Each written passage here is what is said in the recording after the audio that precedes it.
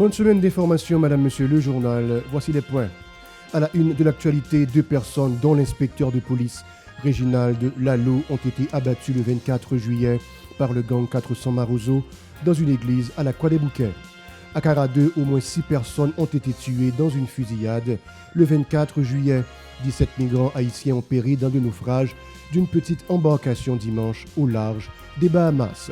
Le secrétaire général du barreau de Port-au-Prince, Robinson Pierre-Louis, a été incarcéré le 22 juillet dans le cadre du dossier relatif au trafic d'armes à Port-de-Paix. En réaction, le barreau de Port-au-Prince, par principe et par solidarité, se dit consterné par l'incarcération de maître Pierre-Louis. Restez avec nous pour le développement.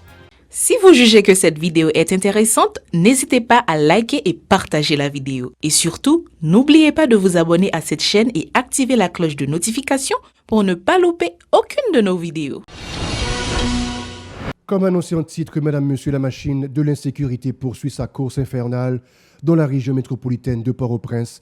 Les membres du gang 400 Marozo ont envahi dimanche les locaux de l'église Assemblée de Dieu à Meyer en plein office.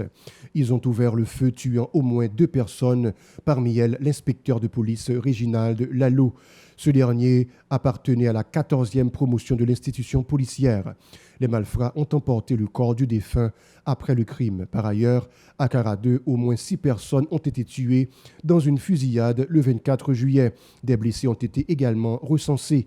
Il s'agirait d'un règlement de compte, selon les informations disponibles. Les ravisseurs ont libéré lundi Oscar Joseph, un cadre du ministère de l'Éducation nationale, qu'ils avaient enlevé le 23 juillet sur la route de Frères à Pétionville. Ils ont aussi libéré le pasteur Élisée Dagobert, qui a été victime d'un acte de kidnapping le 24 juillet à Pernier. 17 compatriotes sont décédés dimanche dans le naufrage d'une petite embarcation au large de Bahamas, ont confirmé les autorités.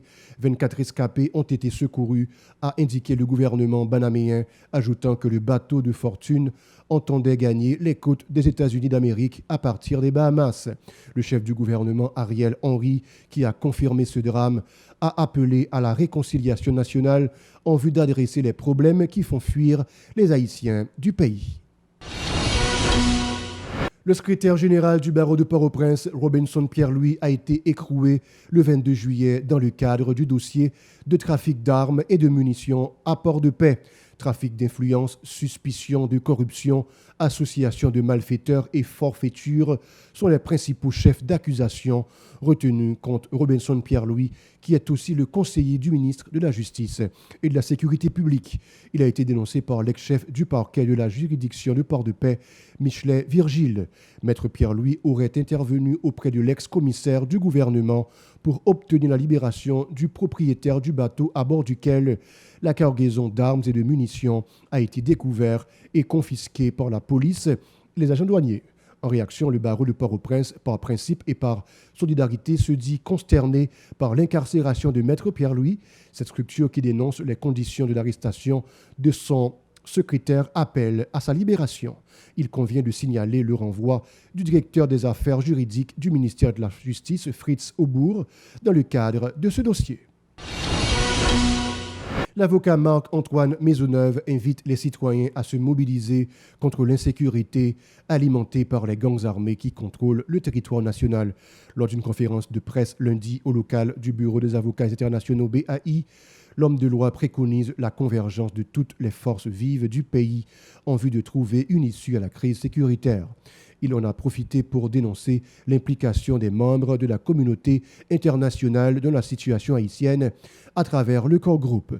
Les étrangers ont apporté leur soutien inconditionnel à l'équipe au pouvoir qui n'a pas la volonté de combattre les gangs armés, a martelé le membre de la Basoche. Maître Maisonneuve a fait état de nouveaux sit-ins le 27 juillet devant les locaux de l'ambassade de France en Haïti dans l'ère du Champ de Mars pour condamner la complicité des étrangers dans la crise globale. Écoutons ces propos recueillis par Hirsch Résil et Maud Léjean. Ça y est, on dit, Ariel, pas mal peuple haïtien bourrade, parce que pas oublier, subvention est synonyme de bourrade. Quand on sorti, on connaît pertinemment que l'obligation est faite à l'État pour le subventionner en faveur de nous. Aux États-Unis, en France, Canada, nous pouvons côté dans subvention comme ça, dans bourrade comme ça. Yo tellement qu'on bourrade dans la subvention, yo ba nous yo bourrade dans l'éducation, dans la santé, dans le logement, dans le gaz, dans tout le bagaille. Tandis que yo viennent là, après que yo fait font truc, yo fait petit délinquant rentrer dans la primature, yo caché d'elle, yo dit tout pisi peuple là, yo dit vampiriser peuple là, yo dit finir peuple là, yo dit pas peuple là, pièce subvention. Mais dans qui ça est là? Ça là nous faire proposition parce que bien pour monter gaz là. Nous allons faire une proposition d'opération à la Sri Lanka. Et là, nous comprenons ça d'opération à la Sri Lanka. Nous sommes boulés et Premier ministre de la Sri Lanka. Ils ont rentré dans le palais présidentiel là. Nous sommes couru. Mais quand on a commencé à l'amélioration à la Sri Lanka, parce que le peuple ça va venir avec le peuple haïtien. Mais l'esprit bon côté du peuple haïtien a privé dans le niveau ça. Gaz là, pas qu'à monter. Ces affaires non bilan, mouché, Ariel Henry. Bon, je vais maintenant, comme vient de préciser l'avocat, Maître Nathalie Delisca, moi-même tout, je suis absolument d'accord avec M. Ariel Henry lorsqu'il prétend clairement qu'il n'a pas de bilan. Il n'y a pas qu'à un bilan parce que j'espère que nous sommes tombés sous ça, journal amiral, sauf la gueule en main là. Pour sa part, Nathalie Derisca n'a pas caché son amertume suite à l'indifférence des autorités face à la crise. La majorité de la population souffre énormément de cette situation. Aux grandes dames des autorités, a critiqué Maître Derisca. Elle souligne que l'insécurité chronique, la cherté de la vie et l'incurie des dirigeants constituent des facteurs pouvant entraîner une explosion sociale dans le pays.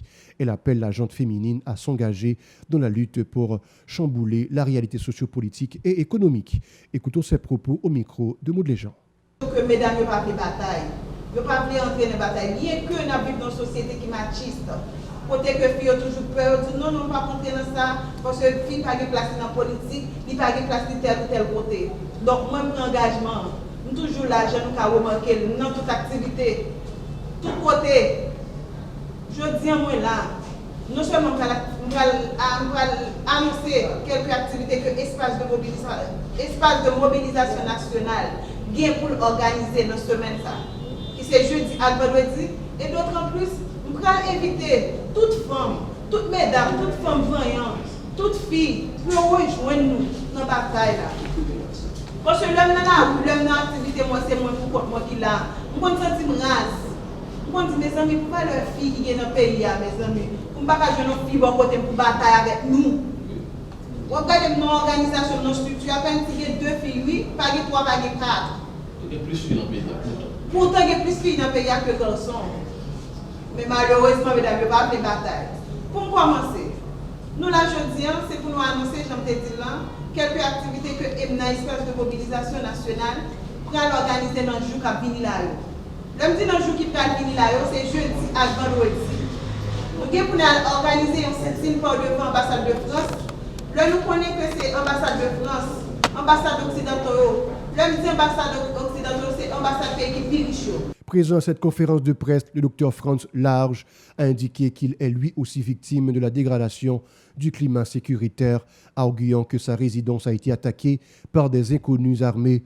À son avis, les étrangers ont une grande part de responsabilité dans les déboires du pays en appuyant sans réserve l'équipe au pouvoir. Il encourage les citoyens à prendre part à la mobilisation antigouvernementale pour renverser la donne. Franz Large, toujours au micro de Maud Léjean. Que fait-il que un chef de l'État, de facto, Premier ministre, docteur Ariel Henry, relais docteur Large, pour dire docteur Large, va prêter dans cette voie, rien pas fait? Eh bien, qu'on réponse. Réponse qui gagne, c'est que qu'on force, qui plus fort passer docteur Ariel Henry, qui plus fort passer le ministre de la Justice, qui plus fort passer chef de la police, qui plus fort passer toute association de droits humains. Et force ça qui s'allie, eh bien c'est le général Donatien Rochambeau qui retourne sur le pays d'Haïti pour remettre le pays dans l'esclavage. Et lorsque mon leader, le docteur Large, qui trahit l'intérêt classique pour le rejet à côté du peuple haïtien, eh bien c'est normal pour venir attaquer la minuit, pour venir révéler le cabane, pour venir rentrer dans le Kaili, Manu Militari. Oui, ce qui a passé actuellement, c'est que le général Rochambeau retournait pour rétablir l'esclavage. Et le monde qui m'a connaît, il y a actuellement près de 261 millions de dollars que vous pouvez payer à raison de 10 000 dollars par mois. Puis élargir un parc industriel non, et Caracol.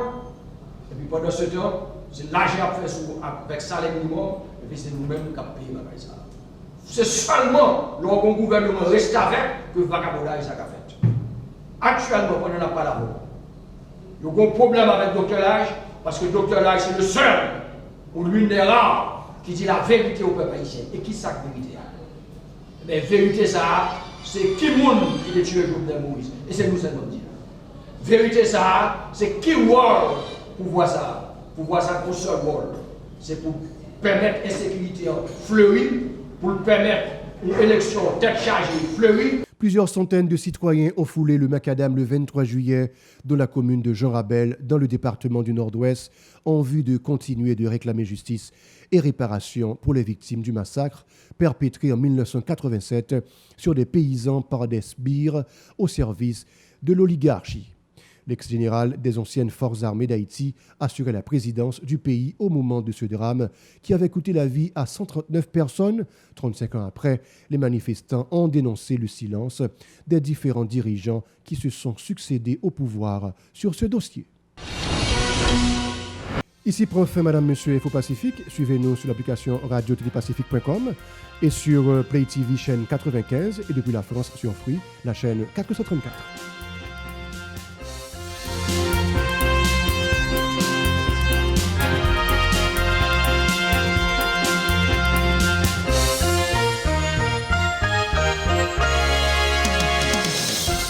Si vous jugez que cette vidéo est intéressante, n'hésitez pas à liker et partager la vidéo. Et surtout, n'oubliez pas de vous abonner à cette chaîne et activer la cloche de notification pour ne pas louper aucune de nos vidéos.